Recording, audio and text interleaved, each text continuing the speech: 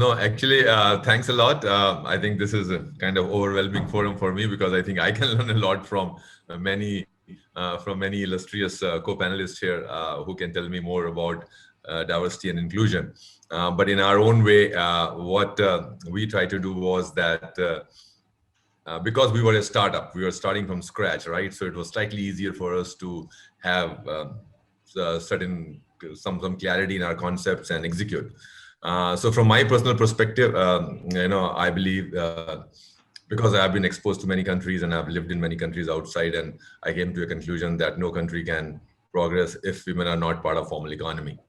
And when you are in the power of when you are in the seat of power, the way some of us are, like I happen to be sitting on a chair which is powerful, right? I'm not powerful, seat is powerful, so I can do something. So that's why we thought that should we not start with some clarity on that issue, and also thanks to personal circumstances, like my mother used to work, and she retired as a government employee. Throughout her life she worked, and not only she but her two sisters, like, so they were educated and they were working. My wife, I feel, is smarter than me, and my daughter is the smartest of family members. So so that also helps, I think, in giving you some kind of philosophy and value. So that helped us actually. So we started with a very simple philosophy that, and it was a little bit dictatorial, that can we, right from the day one, can we maintain 30% ratio? Whether it is staff or workers, associates, as we call them, and started with that. Okay, 30% you have to do it. It started with that, but suddenly we realized that when people got into this together, we obviously faced a lot of hurdles initially. Still, sometimes we face because we have into a different phase of issues now.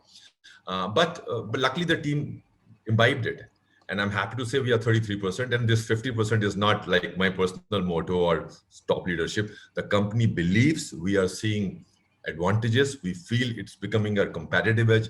The very fact that I'm invited on this panel means we are getting some earned media now because of that issue. So I think it's becoming a competitive advantage in my view. So that's what I can say. you know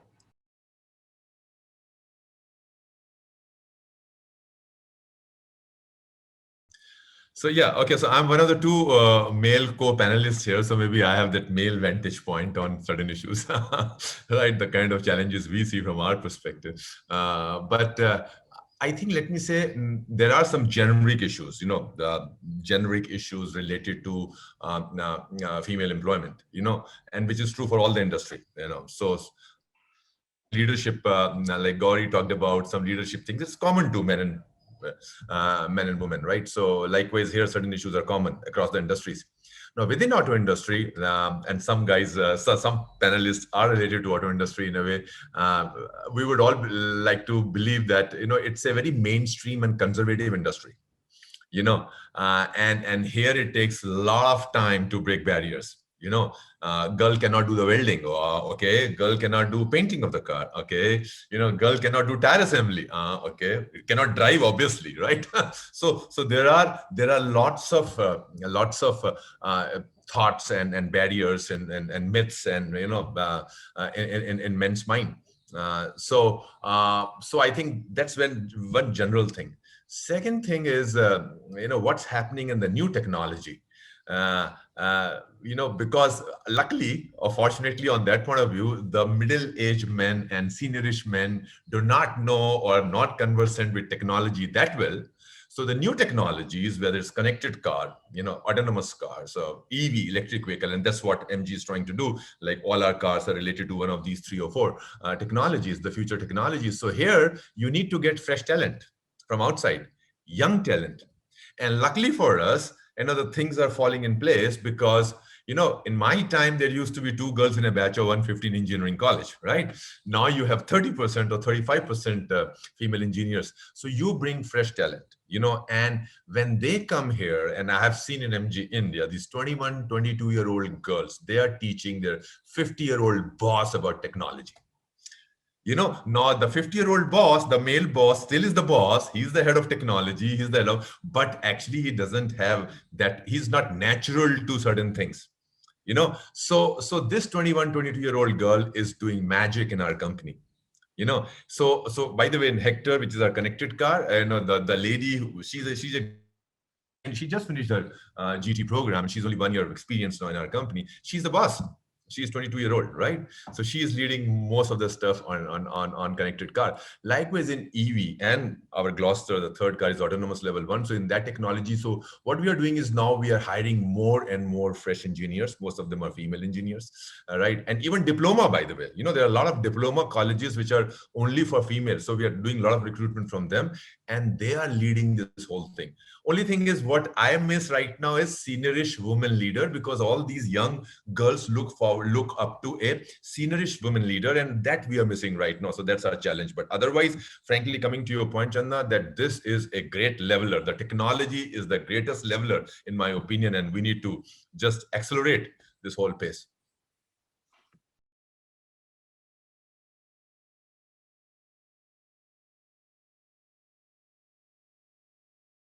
But frankly, there are deep-rooted issues. As you can see, what we are talking about are very general issues, right? And because of society in general, and this is a global issue, and then Indianness give different flavor to this whole global issue, and then we carry all these prejudices and biases to workplace also, right? So that's the animal or elephant in the room, right? So I think I'll tell you some experiences. Like, I think the biggest thing, in my opinion, is that I think somebody talked about it also, that I think we need to keep talking. I would say, if I can put a number, by the way, that 80% you have to keep talking to male employees a lot, and 20% to the female employees, because there are certain issues which I think has come up also here. We need to talk to the female employees too. So 80% issues, like male issues, to the male mindset, you need to keep challenging the male mindset, and for that is, for making this inclusive thing, it's not only diversity, but inclusion thing, that you have to have lots of training programs, education programs, dialogue, collaboration, interventions, whatever you want to call it. It's not one particular goal, it's a journey. And by the way, at various phases of your evolution of the company, you face various different issues. So what I was facing at the time of recruitment initially, right now challenges are different, related to these female leadership issues. So I think first thing is you need to keep talking and dialoguing, and many, initially obviously this issue was, hey, if I take a young person, she'll get married and she'll get displaced. So what happens? Or married but become pregnant, and what then next? And then pregnancy break, then what next? Husband moves out, so all kinds of issues. So we have driver back kind of a program also, not for only our employees. We have made a driver program. This is the second year we are doing it, that anybody who has taken a break of more than 4 years, 5 years, 6 years, like, they can come back and we will make them corporate ready. So 1 year training program we are giving in general in any aspects. And they are not coming on a stipend. They were coming at their last salary drawn wherever they were, right?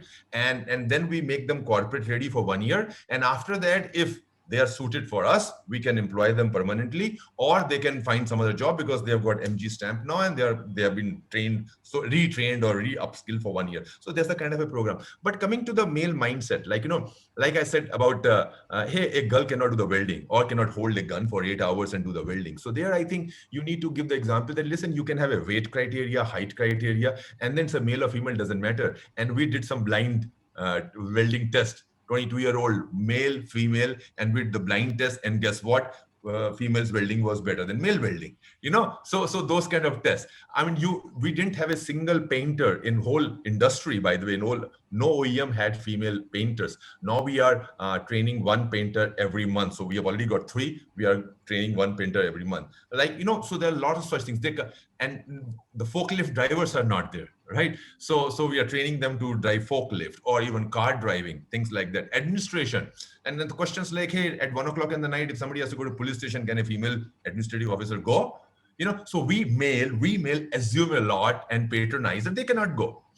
Networking, if evening you have a cocktail session and all, generally, especially the old males will assume the girl will not come for the party. So the bechari se kyun puche types, because she will not be able to come.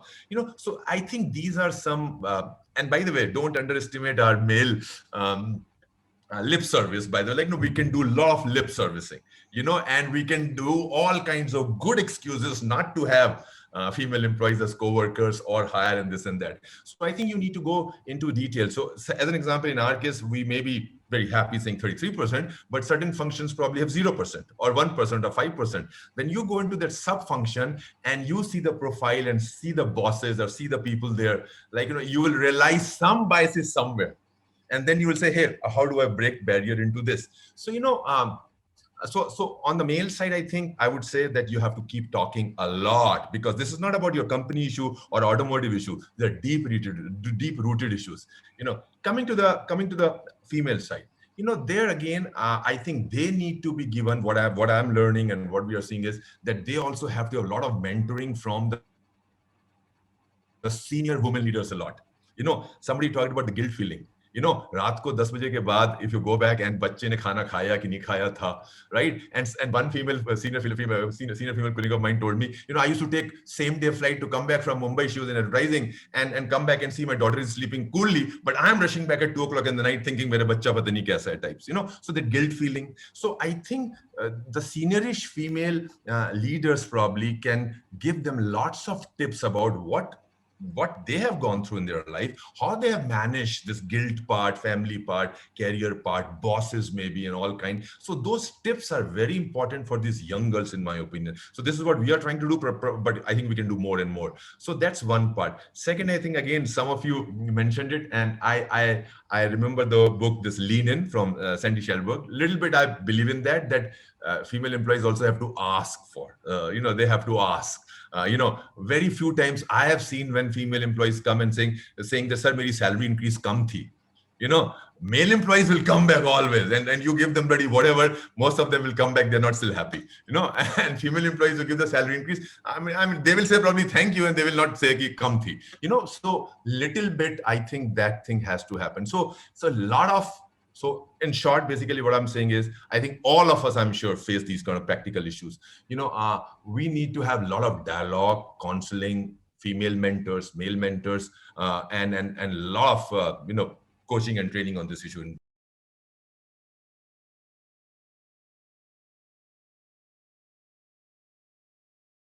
Maybe when you are a very well-established company and you have norms and things like that, and some people may be doing it historically, there may have been gaps. But luckily, in our case, because we were a startup, so we have a salary structure, based on your experience, and we have levels and everything. So there is no discrimination whatsoever. So I can proudly say that. So frankly, it does not apply to our company here. But maybe in some well-established companies where probably it was in the starting, and now they have to bridge the gaps, maybe that's what is the challenge. But in my opinion, there should not be any discrimination whatsoever, and I think there is no place for that in today's society, in my opinion. It's all I based on your Yeah, experience, your skill set, what do you bring to the table. One point, Channa, I wanted to yeah, say, which I think may or may not be understood clearly by organizations. Like, and I realized myself that probably I was not doing a very good selling job internally initially on this issue, which is like, when you say that, why do you want to have so many female employees in the company? Why do you want to have it? Is it a charity? Is it like social cause? Is it because, as I said initially in my words, that probably country cannot progress? Why country cannot progress without female presence in the economy, formal economy? So I think you need to make a business case to your employees to make them understand why we are talking about this topic. And frankly, initially I struggled because I didn't have a very good science or logic to explain this part. And then we did, when we were going on this journey, and some of my friends then started helping me and with the data. And like, so there's a lot of data by Howard, by Indian Labor Organization, the Global Labor Organization and all, in which the data said very clearly that if you have so many employees in your organization, in your leadership team, it helps, actually it improves, your bottom line improves by almost 2%. So it's a business case, it's a business sense to have more female leaders in the company.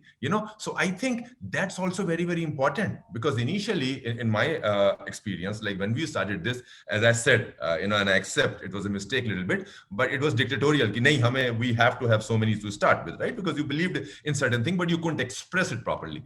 So I think that part also is very important, to have more data around this topic and send this data to various companies, that why we are talking about